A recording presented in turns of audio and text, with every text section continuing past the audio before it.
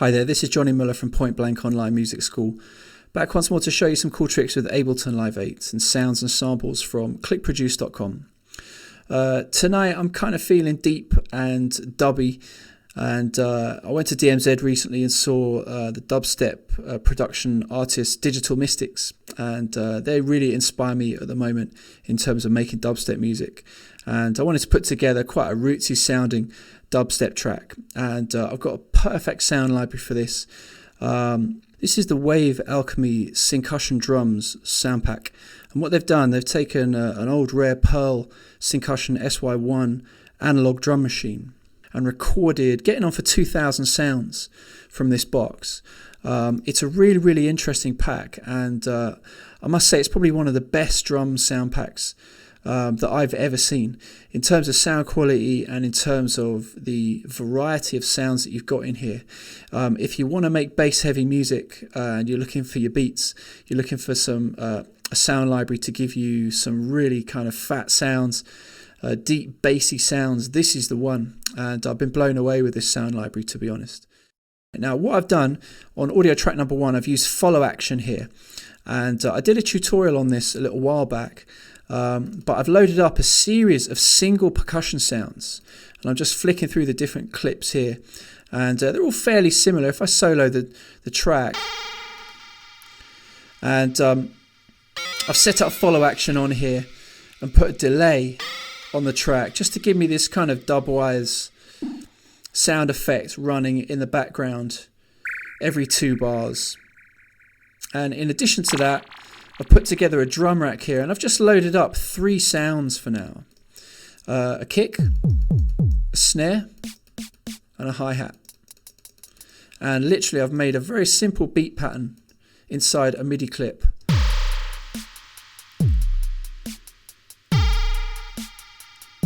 Running over 4 bars. I'm just going to turn those effects down a little bit, and they're just going to kind of sit in the background. And if you make dubstep or drum and bass, this is quite a good thing to do, to have some little kind of incidental noises just sat at the back of your track that aren't necessarily going to be really noticeable, but they're just there adding a little bit of flavor.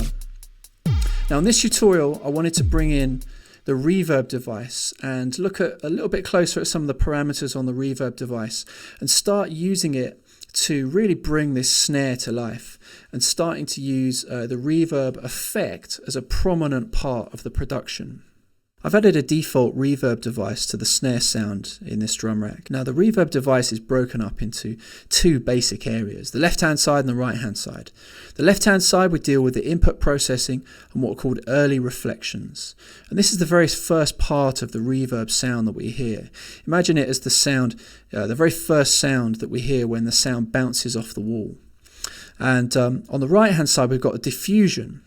And diffusion is used to control the tail of the reverb, so the second part of the effect. And on the very right hand side of the device we've got reflect and diffuse. These are literally volume controls for those 2 parts of the effect. Now I'm going to turn the snare on, so just press play. And at the moment we're on 55% on the wet dry. I'm going to turn that to 50% so we get an even amount of signal from the snare and from the reverb device. And I'm just going to turn down the diffusion for a second, just so we hear the reflection. If I turn that right up, you'll be able to hear it's a very quick reverb effect after the snare plays. If I turn the reverb device off, you'll hear the difference.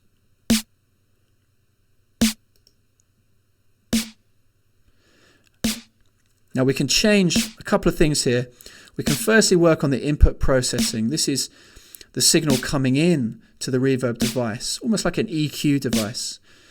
And if I take the high cut off and put the low cut on, I can now use this filter to take out some of the lows and just leave the highs remaining. And that's what signal is going to be affected by the reverb. I can also bring the size of the room up as well and adjust the shape, and this is almost like, you know, moving the 2 walls of the room in closer together or the ceiling further apart.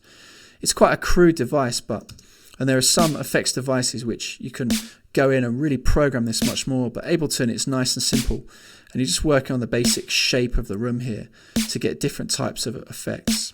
Now I'm going to bring the reflection value down and bring the diffuse value up. And this is a lot more obvious because we now hear the sound of the tail. And the tail, a reverb tail, is basically the sound bouncing off the walls again and again and again and gradually fading out as each delay loses acoustic energy. And if I bring the decay time up, that really accentuates that effect, the diffusion effect. Now with the diffusion network, this is a way of shaping that tail tonally. So I've switched on the high and low filters here, and I can now start to go in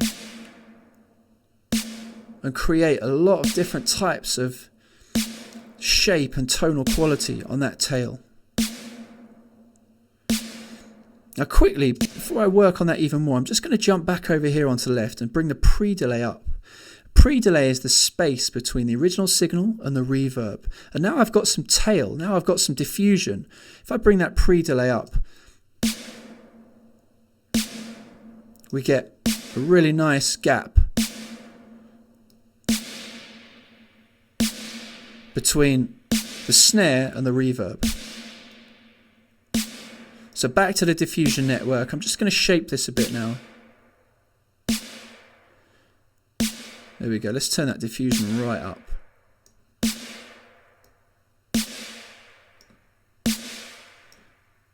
So there I'm really adding a lot of character to that reverb. Let's take the solo off.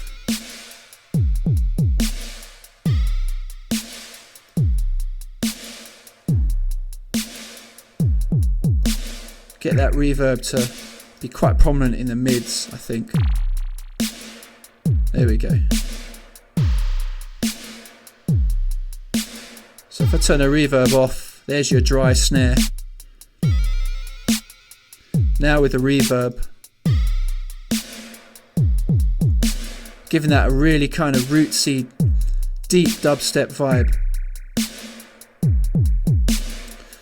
Now if I switch over to a range view, now what I can do is automate all those different parameters.